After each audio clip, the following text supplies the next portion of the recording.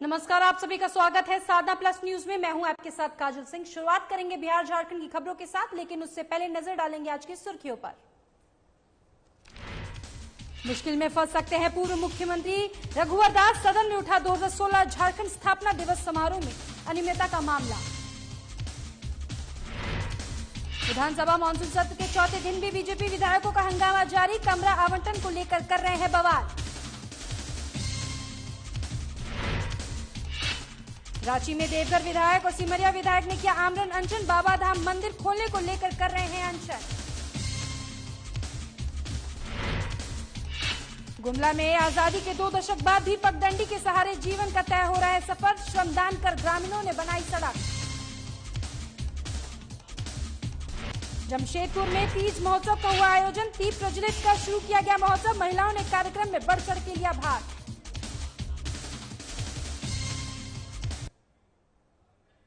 तो चलिए शुरुआत करते हैं खबरों का सिलसिला।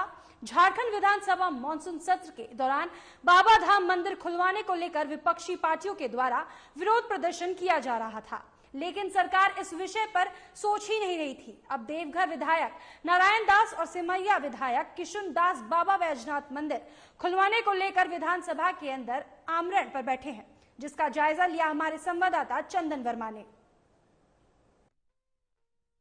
मुद्दों को लेकर विधानसभा के बाहर ही अनशन देखने को मिलता था, लेकिन अब जो इस बार का विधानसभा मानसून सत्र है, विधानसभा के अंदर ही आमरण अनशन देखने को मिल रहा है। जी हां, देवघर विधायक नारायण दास के द्वारा जो है बाबा धाम का जो मंदिर है, भोलेनाथ का जो मंदिर है, वो खुलवाने के लिए जो है आमरण अनशन किया जा रहा है। आखिर क्या लगता है कि कितना असर पड़ेगा सरकार पर? देखिए, जनता के द्वारा हम लोग को चुना जाता है। किस लिए चुना जाता है? उनके हित के लिए। और बाबा वैद्यनाथ का मंदिर जो है सिर्फ हिंदुस्तान के लिए ही नहीं बल्कि पूरी दुनिया के लिए आस्था का केंद्र है। जब हिंदुस्तान के अंदर तमाम मंदिरों को खोला गया तो बाबा वैद्यनाथ मंदिर और बासुकीनाथ मंदिर क्यों बंद है? मेरी छोटी सी मांग है, मैं निरुत्तर नहीं होना चाहता हूं। यहाँ के जनप्रिय मुख्यमंत्री से मैं कहना चाहता हूं कि यदि आपको गरीबों की चिंता है, आवामों की चिंता है, क्योंकि बाबा मंदिर देवघर है, उस पर देवघर का कारोबार चलता है, तब ना इतने 5 लाख लोगों को नौकरी देने का बात करते हैं मुख्यमंत्री। वो नौकरी आप भटक गए। अभी लोग वहाँ पलायन को मजबूर हैं, खाने के लिए लाले पड़े हैं, हाथ में कटोरा लेके भीख मांग रहा है। आपने वहाँ के पुरोहित समाज को बुलाया, मंदिर के विषय में बात किया, आर्थिक पैकेज देने की बात किया। आप तो आर्थिक पैकेज भी नहीं दे पाए। रोजगारी भत्ता में यदि आर्थिक पैकेज दे देते वहाँ के पुरोहित समाज को, वहाँ के व्यवसायी समाज को, और खास करके फूल बेचने वाले को, नाई को, बद्धी बेचने वाले को, सिंदूर बेचने वाले को, किसी को अगर आप आर्थिक पैकेज देते, वहाँ के पंडा समाज को, जो पुरोहित समाज है वो भी गरीबी से जूझ रहा है, किसी को अगर दे देते तो ये नौबत थोड़े आती। इसलिए मेरा इतना कहना है और विनम्र आग्रह है मुख्यमंत्री जी से, सादर प्रार्थना है, करबद्ध प्रार्थना है, और दिल से मैं उनको कहता हूँ कि आप सनातनी सोच के प्रतीक हैं, आपके अंदर भी हिंदू भावना है। मैं ये नहीं कहता हूं कि मुख्यमंत्री जी के हिंदू के अंदर भावना नहीं है। आप पूजा करते हैं, वहां जाते हैं, आप महामंगलेश्वरम जाते हैं, हर जगह पूजा करते हैं। आग्रह है कि बाबा मंदिर खोल दीजिए, और वहां के लोग जो भूखमरी के कगार पर हैं, पलायन हो रहा है, लोगों के लिए जीना दुभर हो गया है, अगर आप मंदिर खोलेंगे वहां के लोग भी आपको आशीर्वाद देंगे। लेकिन सुप्रीम कोर्ट भी कह चुके हैं कि जल्दबाजी आखिर बाबा धाम मंदिर खोलने में क्यों? तो फिर आप हर धर्मिता क्यों? आप उनको नहीं पढ़े हैं। सुप्रीम कोर्ट ने यह कहा है कि कतारबद्ध से सुनवाई होगी। आप उनको पढ़ लीजिए, पहले सीरियल नंबर से सुनवाई होगी। क्या तेजी है? सुप्रीम कोर्ट का यही कहना है। उन्होंने कहा, दूसरा शब्द प्रयोग नहीं कहा, और सुप्रीम कोर्ट का जो डिसीजन होगा उसके साथ हम लोग हैं। क्या लगता है कब तक आप आमरण अनशन पर रहेंगे? हम तो बार बार कह रहे हैं कि मुख्यमंत्री जी को बाबा वैद्यनाथ सद्बुद्धि दें और जल्दी मंदिर खोल दें। ये मेरा आमरण अनशन आजीवन जारी रहेगा जब तक मंदिर नहीं खुलेगा। बड़ी बात और बड़ी जिद, क्योंकि जब तक मंदिर नहीं खुलेगा तब तक आमरण अनशन जारी रहेगा। अब देखना है कि कब मंदिर खुलता है और कब इनका आमरण अनशन समाप्त होता है। सहयोगी पंकज के साथ चंदन वर्मा, साधना न्यूज, रांची। वहीं इसी बीच रांची से एक बड़ी खबर सामने आ रही है, जहां पर सीएम हेमंत सोरेन जातीय जनगणना को लेकर प्रधानमंत्री से मुलाकात करेंगे। आपको बता दें, जाति आधारित जनगणना को लेकर प्रधानमंत्री से जल्द मुलाकात करेंगे सीएम हेमंत सोरेन। सीएम हेमंत सोरेन ने प्रधानमंत्री को पत्र लिखकर मुलाकात के लिए समय मांगा है। प्रधानमंत्री से सीएम हेमंत सोरेन के नेतृत्व में मिलेगा प्रतिनिधिमंडल। जातीय आधारित जनगणना को लेकर प्रधानमंत्री से जल्द मुलाकात करेंगे सीएम हेमंत सोरेन। प्रधानमंत्री से मिलने वाले प्रतिनिधि मंडल में होंगे कुल 9 सदस्य। प्रधानमंत्री से सीएम हेमंत सोरेन के नेतृत्व में मिलेगा प्रतिनिधि मंडल। सीएम हेमंत सोरेन ने प्रधानमंत्री को पत्र लिखकर मुलाकात के लिए समय मांगा है। वहीं इस खबर पर ज्यादा जानकारी के लिए हमारे वरिष्ठ पत्रकार नवीन शर्मा हमारे साथ जुड़ चुके हैं। तो नवीन जी बताइए, ये जो जातीय जनगणना का मामला है, ये क्या है पूरा मामला? जातीय जनगणना के आधार जाति आधार पर जनगणना हो, इसको लेकर के जो है देश में जो लोग हैं, जो राजनीतिक पार्टियां हैं, इसका समर्थन कर रही हैं। कई लोग विरोध कर रहे हैं तो कई लोग समर्थन कर रहे हैं। हाल में आपने देखा होगा कि बिहार की तरफ से भी जो है एक सर्वदलीय सदस्यों का एक दल प्रधानमंत्री मोदी से मुलाकात किया था, जिसमें उन्होंने अपील की थी कि जाति आधार पर जो है जनगणना देश में हो। इसी तर्ज पर अब झारखंड में भी, चूंकि विधानसभा सत्र में आज यह मुद्दा भी आया था, जिसमें सदन ने ये मुद्दा उठाया था कि जातिगत आधार पर देश में जनगणना हो। हालांकि मुख्यमंत्री जो है इस मसले पर प्रधानमंत्री मोदी से मिलने का वक्त मांगा है और एक 9 सदस्यीय प्रतिनिधिमंडल, जो सभी दलों के प्रतिनिधि उसमें शामिल होंगे और ये तमाम लोग मुख्यमंत्री के नेतृत्व में प्रधानमंत्री मोदी से मुलाकात करेंगे। दरअसल 9 तारीख से लेकर के 20 तारीख के बीच में इसके लिए मुख्यमंत्री ने समय भी मांगा है प्रधानमंत्री मोदी से। तो ये देखने वाली बात होगी, क्योंकि कई राज्यों से अब विधानसभा से भी प्रस्ताव को पारित करके और फिर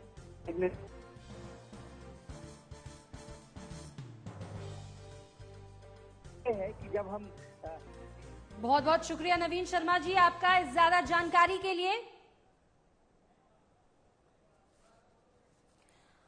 वहीं आपको बता दें, जातीय आधारित जनगणना को लेकर प्रधानमंत्री से जल्द मुलाकात करेंगे सीएम हेमंत सोरेन। सीएम हेमंत सोरेन ने प्रधानमंत्री को पत्र लिखकर मुलाकात के लिए समय मांगा है। तो चलिए, वक्त हो चुका है छोटे से ब्रेक का, जल्द लौटेंगे ब्रेक के बाद।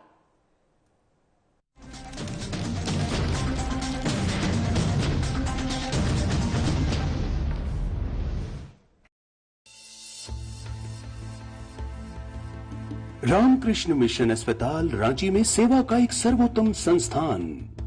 100 दशकों से रामकृष्ण मिशन सैनिटोरियम में सभी बीमारियों का आधुनिक पद्धति से सस्ते दर पर इलाज। अस्पताल में अनुभवी डॉक्टर और कुशल नर्सें रखेंगी आपका विशेष ख्याल। सभी आधुनिक चिकित्सकीय उपकरणों से लैस 24/7 है सेवा में समर्पित। रामकृष्ण मिशन अस्पताल, खूंटी रोड, तूपुदाना, रांची, जिसका सेवा ही परम धर्म है।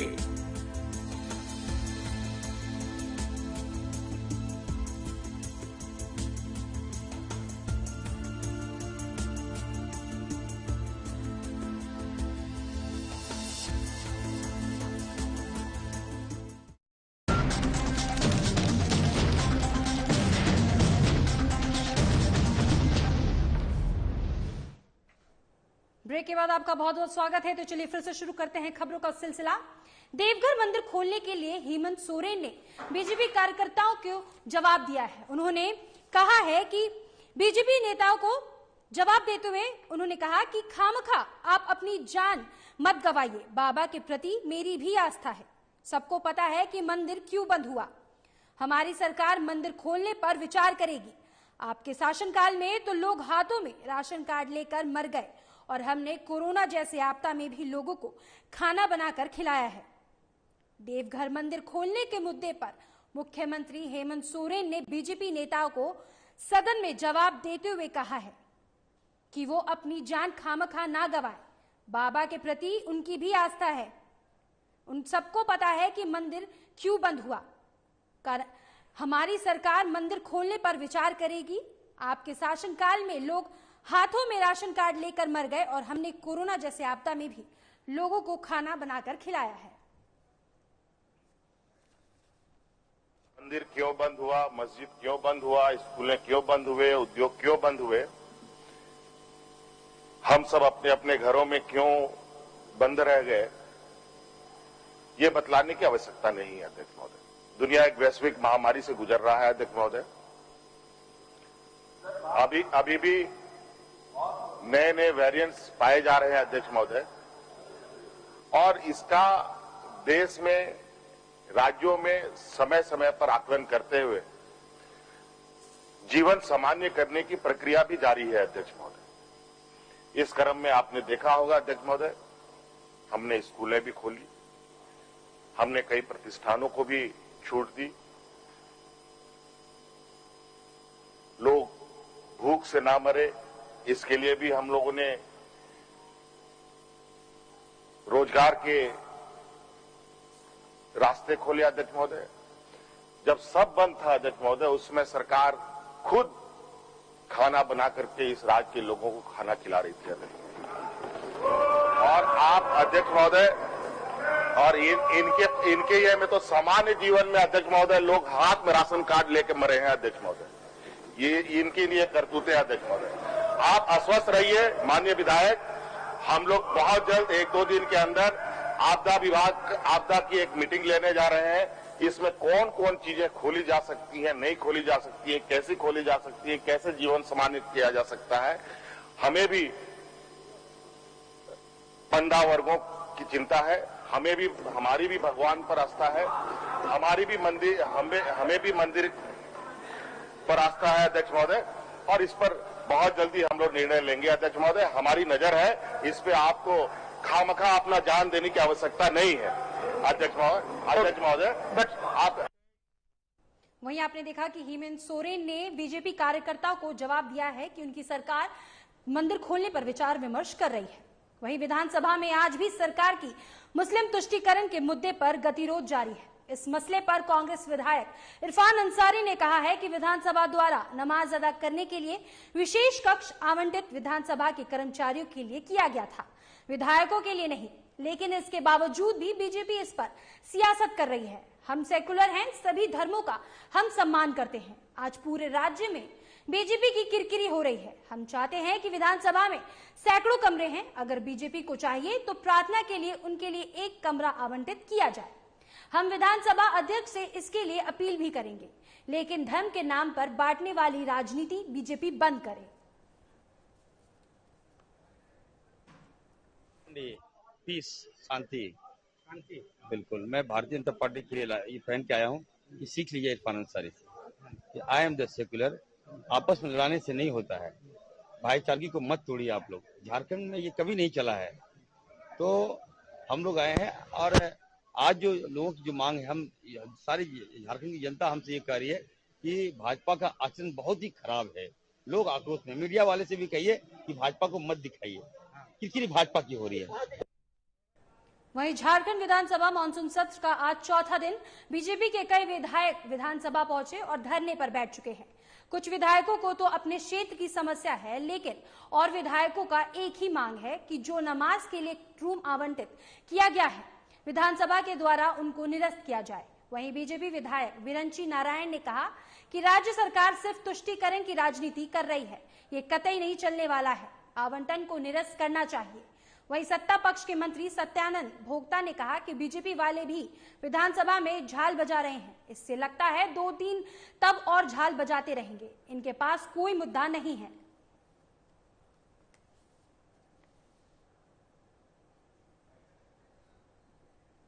भारतीय जनता पार्टी के पास कोई मुद्दा नहीं है, क्योंकि 5 बरस पहले डबल इंजन की सरकार थी, सत्ता चला चुके हैं और उनको विपक्ष में बैठने का मन नहीं लग रहा है, इसलिए वो झाल बजा रहे हैं। और अभी 2-3 टर्म और झाल बजाएंगे। विधानसभा घेराव कीजिए, आंदोलन कीजिए, जो सरकारी नियम कानून है उसके तहत सरकार काम कर रही है, लेकिन उनको जन मुद्दा को उठाना चाहिए, विधानसभा में रखना चाहिए। जनता चुन के भेजा है, ये सर्वोच्च पंचायत है, लेकिन जनता के जन मुद्दा में कोई लेना देना नहीं है, खाली फोटो खिंचाने में सब व्यस्त रहते हैं। अच्छा भोक्ता जी, कल सीपी सिंह ने मुख्यमंत्री को दुर्योधन कहा है सत्र के अंदर।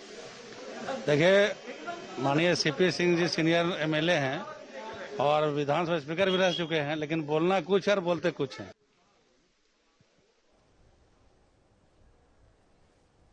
आपको बता दें कि विधानसभा में सरकार की मुस्लिम तुष्टीकरण के मुद्दे पर गतिरोध लगातार जारी है। इस मसले पर कांग्रेस विधायक इरफान अंसारी ने कहा कि विधानसभा द्वारा नमाज अदा करने के लिए विशेष कक्ष आवंटित विधानसभा के कर्मचारियों के लिए किया गया था, विधायकों के लिए नहीं। इसके बावजूद भी बीजेपी इस पर सियासत कर रही है। वहीं बीजेपी विधायक बिरंची नारायण ने कहा कि राज्य सरकार सिर्फ तुष्टीकरण की राजनीति कर रही है, ये कतई नहीं चलने वाला है। तो चलिए, वक्त हो चुका है छोटे से ब्रेक का, जल्द लौटेंगे ब्रेक के बाद।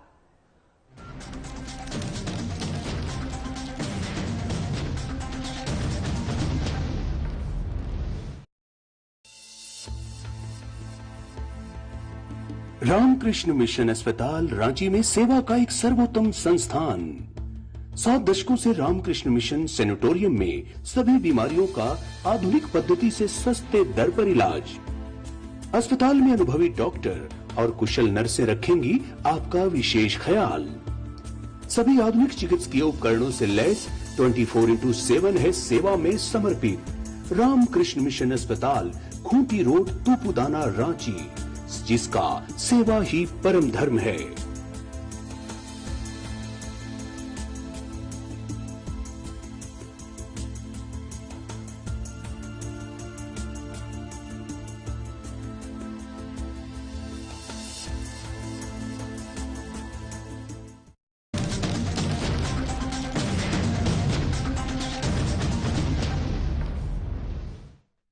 ब्रेक के बाद आपका बहुत बहुत स्वागत है। तो चलिए फिर से शुरू करते हैं खबरों का सिलसिला। गोड्डा के विधायक अमित मंडल ने नियोजन नीति का विरोध करते हुए कहा, ये सरकार राज्य के युवाओं को नौकरी नहीं देने की मंशा के साथ सत्ता पर बैठी है। चुनाव के समय प्रतिवर्ष 5 लाख युवाओं को नौकरी देने का वादा और नौकरी नहीं मिलने पर बेरोजगारी भत्ता देने का वादा भूल चुकी है। वहीं हिंदी, अंगिका, मगही जैसे भाषाओं को नियोजन नीति से बाहर रखकर सरकार वैसे युवाओं के साथ भी छल कर रही है जो इन भाषाओं के ज्ञाता है। तमाम सवालों पर विधायक अमित मंडल से बात की हमारे संवाददाता चंदन वर्मा ने। का मानसून सत्र मुद्दों की भेंट चढ़ता दिख रहा है। लगातार जो कई दिनों से सत्र चल रहे हैं, लेकिन जो काम की बातें हैं वो नहीं हो पा रही है। लगातार विपक्ष जो है कई मुद्दों को लेकर सरकार को घेरने की कोशिश कर रहा है और कहीं ना कहीं जो मुद्दे हैं वो जायज भी है। जैसे नियोजन नीति को लेकर जो नियम बने हैं उसमें वाकई में संशोधन होने की जरूरत है। क्या संशोधन होना चाहिए अमित जी, आप बताइए कि आखिर किन किन चीजों पे गड़बड़ियां हैं और सरकार आखिर बात करने से, बहस करने से क्यों पीछे हट रही है? देखिए, सरकार तुष्टीकरण की राजनीति से प्रेरित होकर नियोजन नीति नियमावली बनाई है। इस पे हम लोगों का विरोध है। आप देखिए कि अनारक्षित वर्ग के अभ्यर्थी अगर बाहर से हैं और वहां पर वो आकर 3rd और 4th ग्रेड एम्प्लॉयमेंट लेना चाहेंगे, अगर 10+2 उन्होंने बाहर से किया तो वो यहाँ पे एलिजिबल नहीं हो पाएंगे। 1932 का खतियान जो सरकार ने कहा था कि नियोजन नीति को हम लोग बनाएंगे, उसके आधार पर आज ओपन टू ऑल कर दिया है इस क्लॉज को डालकर। इसके साथ साथ यहाँ के जो लोग हैं जो अंगिका बोलते हैं, भोजपुरी बोलते हैं, उनका जो रीजनल लैंग्वेज है अंगिका, जहां से मैं आता हूं, उसको बाहर निकाल दिया गया है नियमावली से। और इसके इतर क्या किया है सरकार ने ये कहा है कि रीजनल लैंग्वेज में 30% मार्क्स लाना अनिवार्य हो जाएगा। अब मान लीजिए गोड्डा में जो अंगिका बोलते हैं वहां के लोग कैसे 30% मार्क्स लाएंगे किसी भी एग्जाम में 3rd और 4th ग्रेड, क्योंकि उनको अंगिका के अलावा और कोई दूसरा रीजनल लैंग्वेज पता नहीं है। ये हम लोगों का मुख्य मांग है कि अंगिका को, भोजपुरी को नियमावली में जोड़ा जाए। साथ साथ भारत के संविधान के अनुच्छेद 14 और 16 के अनुरूप नियमावली को बनाते हुए अनारक्षित वर्ग के अभ्यर्थी, वैसे अभ्यर्थी जो 10+2 बाहर से करते हैं, उनको भी यहाँ पर नौकरी देने के लिए सरकार को नियमावली में संशोधन किया जाए। अमित जी, मैं आपसे सीधे तौर पे ये समझना चाहता हूँ कि जिस तरीके से सरकार ने घोषणा किया था कि हर वर्ष 5 लाख युवाओं को जो है बेरोजगारों को रोजगार दिया जाएगा, लेकिन जिस तरीके से नियोजन नीति में नियमावली बनी है, अंगिका, हिंदी और मगही को जो बाहर कर दिया गया है, तो क्या ऐसे में संभव है 5 लाख युवाओं को रोजगार? लेकिन सरकार ने अभी तक आइडेंटिफाई ही नहीं किया है कि वो किस हिसाब से रोजगार देगी। सबसे पहले सरकार को यह स्पष्ट करना चाहिए कि स्थानीय नीति बनेगी, नियोजन नीति बनेगी, उसके बाद नियमावली बनेगी। लेकिन सरकार ने गलत नियमावली बना के मुझे ऐसा लगता है कि हाई कोर्ट को आमंत्रण दे दिया है कि आने वाले दिन में कोई भी अभ्यर्थी अगर हाई कोर्ट का दरवाजा खटखटाएगा तो ये उनका मसला जो है वो स्टैंड कर जाएगा कोर्ट में और सारी नियुक्तियां रद्द हो जाएगी। 5 लाख नौकरी क्या, मैं गारंटी के साथ बोलता हूं कि ये सरकार 10 नौकरी भी नहीं दे पाएगी अपने कार्यकाल में, सिर्फ और सिर्फ बयानबाजी करेगी। और इसका सबसे बड़ा उदाहरण ये है कि जब ये बोलती है कि हम बेरोजगारी भत्ता देंगे, आज तक एक युवा को बेरोजगारी भत्ता जब तक सरकार का नहीं मिला। 2 साल बीतने को है, सरकार ने 4 बार लाठीचार्ज कर दिया अस्थायी कर्मी को स्थायी करने के मांग को लेकर। तो मुझे ऐसा लगता है कि ये बहुत बड़ा मुद्दा है, सरकार को उस पर चिंता और सरकार को नियमावली में संशोधन करने की आवश्यकता है। बिल्कुल, एक बड़ा आरोप के साथ बड़ा सवाल भी अमित मंडल ने छोड़ा है कि 5 लाख युवाओं को तो छोड़िए, 10 युवाओं को भी रोजगार नहीं मिला है। और रही बात बेरोजगारी भत्ता का, तो वो भी अभी तक घोषणा के बावजूद भी है, किसी को प्राप्त नहीं हुआ है। तो ऐसे में जो आम जनता है उसके साथ कहीं ना कहीं मौजूदा सरकार जो है वो छलावा कर रही है। तो अब देखने वाली बात है कि इस विधानसभा में आखिर नियोजन नीति को लेकर कितना और तेज रुख अख्तियार कर पाती है विपक्ष, और क्या सरकार को बाध्य कर पाती है कि वो नियमावली में संशोधन करे। सहयोगी पंकज के साथ चंदन वर्मा, साधना न्यूज, रांची। वहीं झारखंड सरकार के तुष्टीकरण नीति और अराजकता के विरोध में आज गुमला जिले के बीजेपी पार्टी के हजारों कार्यकर्ताओं ने प्रदर्शन किया है। वहीं जिला अध्यक्ष अनूप चंद्र अधिकारी ने बताया कि सरकार के गलत नीति के विरोध में गुमला जिले के बीजेपी कार्यकर्ता विधानसभा घेराव कार्यक्रम में भाग लेने के लिए सैकड़ों कार्यकर्ता रांची विधानसभा के लिए शक्ति मंदिर प्रांगण से प्रस्थान करेंगे। उन्होंने ये भी बताया कि जिस तरह से झारखंड के मुख्यमंत्री हेमंत सोरेन ने एक विशेष वर्ग के लिए नमाज अदा करने के लिए कमरा आवंटित करवाने का काम किया है, ये बहुत ही निंदनीय है।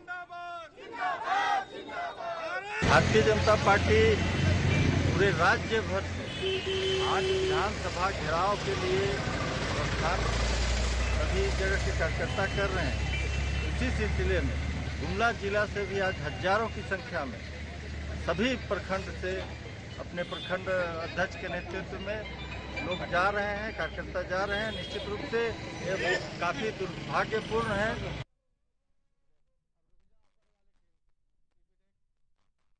खबर रोहतास जिला के डेहरी से है, जहां डेहरी के आरजेडी विधायक फतेह बहादुर सिंह ने अपने समर्थकों के साथ डेहरी नगर परिषद के कार्यपालक पद अधिकारी कुमार ऋतिक की जमकर क्लास लगाई। आपको बता दें कि नगर में जल जमाव और नाला जाम होने से नाराज होकर समर्थकों के साथ विधायक जी और उनके समर्थक नगर परिषद के कार्यपालक पद अधिकारी पर भड़क गए और सभी ने मिलकर विधायक की क्लास लगाई।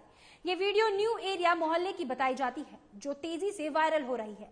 विधायक और समर्थक द्वारा अधिकारी की क्लास लगने वाला वीडियो, हालांकि इस वीडियो की पुष्टि साधना प्लस न्यूज नहीं करता है।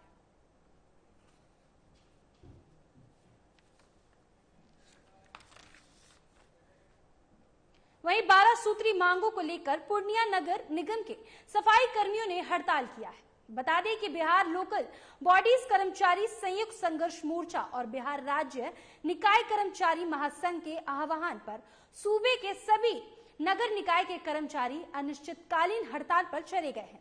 निगम परिसर में बैनर लेकर कर्मियों ने विरोध जताया और सरकार से 12 सूत्री मांगों को पूरा करने की मांग की है। इसमें 10 साल सेवा पूरी करने वाले ग्रुप डी कर्मियों को स्थायी करने, 7वां वेतन आयोग के मुताबिक एसीपी का लाभ देने, दैनिक कर्मचारियों को समान काम वेतन के साथ कम से कम 18,000 वेतन की मांग की है। कर्मियों ने कहा कि मांग पूरी होने तक हड़ताल जारी रहेगा।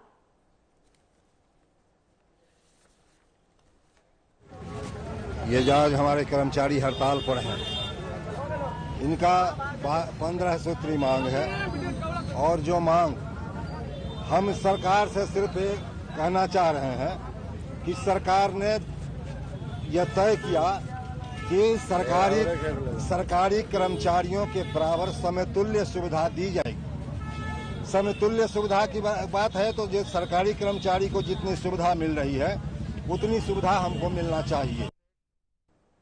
वहीं देवघर जिला के जाने माने डेंटिस्ट सर्जन डॉक्टर चेतना भारती को राष्ट्रीय चिकित्सा सेवा में बेहतर योगदान देने के लिए human rights and social justice द्वारा सम्मानित किया गया। इसके साथ ही पटना में आयोजित सम्मान समारोह में सुपर हीरो अवार्ड से सम्मानित किया गया। उन्हें बॉलीवुड एक्टर सुनील शेट्टी के हाथों से सम्मान मिला है। वहीं देवघर का सम्मान बढ़ाने वाली डॉक्टर चेतना भारती को देवघर के गुरुद्वारा ग्रुप सहित देवघर के गणमान्य लोगों ने उन्हें मोमेंटो और बुके देकर स्वागत और सम्मान किया। बता दें कि डॉक्टर चेतना भारती ने कोविड-19 के संक्रमण काल के दिनों में देवघर और कोलकाता में कोविड-19 मरीजों की बढ़ चढ़कर सेवा की थी। इस मौके पर गुरुद्वारा ग्रुप सदस्य डॉक्टर वीरेंद्र सिंह ने कहा कि चेतना भारती के कार्यों की जितनी सराहना की जाए कम है। ये सचमुच में रियल लाइफ की हीरो हैं। गुरुद्वारा ग्रुप के हम लोग सभी सदस्य मिलके हमारे शहर में जो भी अच्छे काम करते हैं, सम्मान के लायक लोग होते हैं, उनको हम लोग सम्मान करते हैं। डॉक्टर चेतना ने कोविड के समय में इतना लोगों का सहयोग किया, इतना मदद की, जिसके लिए गुरुद्वारा ग्रुप ने आज जिस तरह से इनको सुनील शेट्टी जी को द्वारा इनको दिया गया है, तो उसी उपलक्ष्य में हम लोगों ने भी इनको देवघर में स्थानीय होने के कारण हम लोगों ने इनको सम्मान किया। वहीं जामताड़ा जिले के सदर प्रखंड अंतर्गत बुड्डूडीह की महिलाएं खुद को स्वावलंबी बनाने की दिशा में आगे बढ़ रही हैं। वहीं इन महिलाओं के लिए मार्गदर्शन का काम लक्ष्मी मुखर्जी कर रही हैं। आपको बता दें कि झारखंड आजीविका मिशन सदर प्रखंड बुड्डूडीह की AW है, जो अन्य महिलाओं को भी आजीविका मिशन के जोड़ते हुए उनकी भरपूर सहायता करती है। लक्ष्मी मुखर्जी बताती हैं कि झारखंड आजीविका मिशन से 1.5 रुपया ब्याज में लोन दिलाकर समूह की महिलाओं को खेती और अन्य काम के माध्यम से उनकी आमदनी बढ़ाने का एक कोशिश कर रही हैं और इस काम में उनकी भी अच्छी सफलता मिल रही है। बड़ी संख्या में महिलाएं इस समूह से जुड़ रही हैं और इस योजना का लाभ भी ले रही हैं। वहीं समूह की अन्य महिलाएं बताती हैं कि लक्ष्मी मुखर्जी से उन्हें भरपूर सहयोग मिलता है। काम करती हूँ। मेरा नाम लक्ष्मी मुखर्जी, मेरा ग्राम है बुदुडी। मैं बुदुडी से बिलोंग करती हूँ और मैं GSPL के तरफ से ग्रुप चलाती हूँ महिला लोग का। मैं 13 गो ग्रुप देखभाल करती हूँ और मैं इस ग्रुप का, इस पूरा गांव का ग्रुप का मैं AW हूँ। और आज मैं दीदी लोग के पास आई हुई हैं कि जो हम लोग को GSPL के तरफ से जो हम लोग को 1 लाख 1.5 लाख जो लोन मिला है, जो 1.5 रुपया ब्याज के हिसाब से, उस पैसा को लेके आज दीदी लोग बहुत सारा काम कर रही है। SLPS के तहत या पूरे NRLM राष्ट्रीय ग्रामीण आजीविका मिशन के अंतर्गत 1.5 रुपया ब्याज जो है वो ये है कि 100 रुपये पे 1.5 रुपये प्रति माह के हिसाब से, अर्थात सालाना अगर देखा जाए तो 18%, जो कि ज़्यादा है। अभी के डेट में 1.07%, मात्र 13%। फिलहाल के लिए इस बुलेटिन में सिर्फ इतना ही। आगे की खबरों के लिए आप देखते रहिए साधना प्लस न्यूज। नमस्कार।